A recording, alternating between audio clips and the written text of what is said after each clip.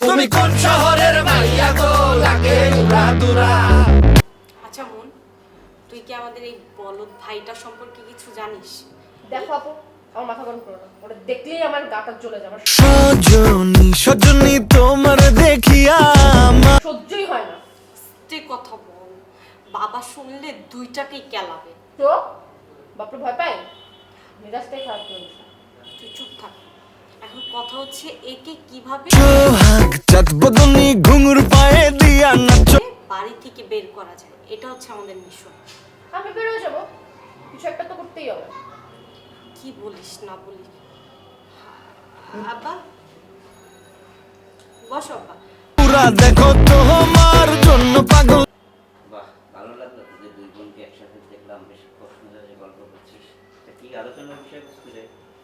আব্বা ওই তো অনেকদিন পরে মনির সাথে একসাথে বসে একটু গল্প করছি। সময় হয় না তো তাই। বিষয়বস্তু কি তাই জানতে চেয়েছিলাম। এমনি দুই বোনের মধ্যে অনেক কথা থাকে না, সেগুলোই বলছিলাম। ও, আপু তুমি সত্যি বলবো না, কেমন করে দিবে?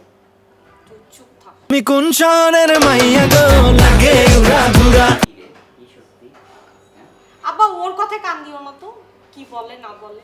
আচ্ছা আচ্ছা। তো পড়াশোনা কেমন চলছে মা? আলহামদুলিল্লাহ ভালো চলছে। তোর কেমন রে মা? আমার হ্যাঁ, ভালোই চলতেছে, কেমন হবে না? লাগে উড়াদুরা। ভালো। কি জানি বেরোতে বেরোতে সোহেলকে নিয়ে কথা শুনছিলাম, কি বলছিস সোহেল? ওকে কোনো ঝামেলা করেছে নাকি? মানে হচ্ছে দেখো আব্বা, সে আমাদের নাকি চাচাতো ভাই হয়। রোলিং ভাই ভাই তো কি কোন জায়গায় আছে? লুক দেন, দু একটা লুক দেন, আসতেছে না। আপাতত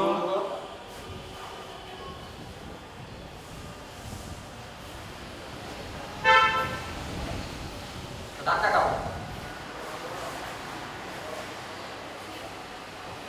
তুমি এখানেও চলে আসো।